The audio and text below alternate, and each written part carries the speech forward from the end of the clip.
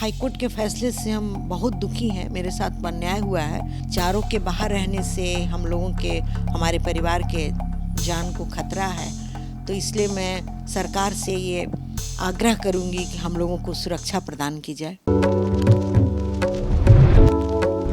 23 मई 2009 सबको याद होगा कि इस वक्त बिहार में सबसे चर्चा का कांड बना था सत्येंद्र हत्याकांड, जिसकी चर्चा खूब बिहार में हुई थी और सरकार की भी किरकिरी हुई थी, जिसके बाद 4 दोषियों को गिरफ्तार कर जेल भेजा गया था। लेकिन सरकार ने तुरंत कार्रवाई करते हुए पूर्व सांसद विजय कृष्ण को भी गिरफ्तार किया गया था और उसमें उनके अंगरक्षक और उनके बेटा गगन सहित तमाम जो चाणक्य उनके बेटा हैं उनको भी गिरफ्तार किया गया था। इस पर हम बात करेंगे जो सत्येंद्र सिंह पूर्व हत्याकांड है उससे जुड़ा हुआ पूरा मामला को लेकर, क्योंकि हाईकोर्ट ने चारों को बरी कर दिया है। इसको लेकर अब जो है सत्येंद्र सिंह की जो पत्नी हैं स्वर्गीय सत्येंद्र सिंह की, वो हमारे साथ हैं। उनसे हम बात करेंगे और जानेंगे कि जिस तरीके से कोर्ट का फैसला आया है, मैडम कैसे देखती हैं। उस वक्त को याद कीजिए जब ये घटना घटी थी आपके साथ, जब ये घटना घट चुकी थी और उसके बाद आपके घर में पूरे परिवार में मातम का माहौल था। उस दिन को याद करके आप बताइए, हमारे दर्शक सुनना चाहते हैं और जानना चाहते हैं।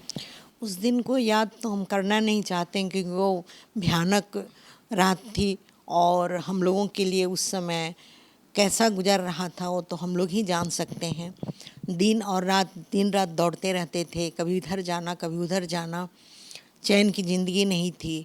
और विजय कृष्ण जो था वो हम लोगों को मतलब किडनैपिंग की ओर मूव करवा रहा था। तो हम लोग इधर से उधर परेशान रहते थे, दौड़ते रहते थे, कभी वहाँ जाना कभी वहाँ जाना। बहुत ही दुखदायक समय उस समय हम लोगों को बीता। और फिर 23 को हत्या हुई, 11 जून को जाके डेड बॉडी मिली। पहली बार केंद्र से सरकार ने नवसेना बुलाया, जिन्होंने खोजा और जाके वही 11 जून को गुलबी घाट पे डेड बॉडी मिला और सारे प्रूफ मिले। कितने दिन बाद डेड बॉडी मिला था? 23 मई को हत्या हुई थी और 11 जून को डेड बॉडी मिला था। लगभग 1 महीना बीत चुका था। 1 महीने क्या महीना से कम समय? कुछ कम। क्यों? आखिर पुलिस उस वक्त क्या सरकार किसकी थी और सरकार में जो लोग थे कितने मने स्तर पर काम कर रहे थे? ऐसा सरकार से पूरा साथ मिला था। सरकार सच्चाई का साथ दे रही थी और पुलिस भी अपना काम कर रही थी। लेकिन काफ़ी प्रयास के बाद, क्योंकि बक्सा में बंद करके जो गंगा जी में गिराया ऊपर से, तो किनारे आके लग गया था बॉडी, इसलिए खोजने में काफ़ी परेशानी हुई थी और 11 को जाके मिला। लेकिन जो हाईकोर्ट ने फैसला दिया है उस फैसले से आप कितना दुखी हैं? हाईकोर्ट के फैसले से हम बहुत दुखी हैं। मेरे साथ अन्याय हुआ है, पर मैं इस पर कोई कमेंट नहीं करना चाहती और मैं असंतुष्ट हूँ उस फैसले से। और उसको चैलेंज करते हुए मैं सुप्रीम कोर्ट जाना चाह रही हूँ और सुप्रीम कोर्ट जाऊँगी। चारों के बाहर रहने से हम लोगों के, हमारे परिवार के जान को खतरा है। तो इसलिए मैं सरकार से ये आग्रह करूँगी कि हम लोगों को सुरक्षा प्रदान की जाए।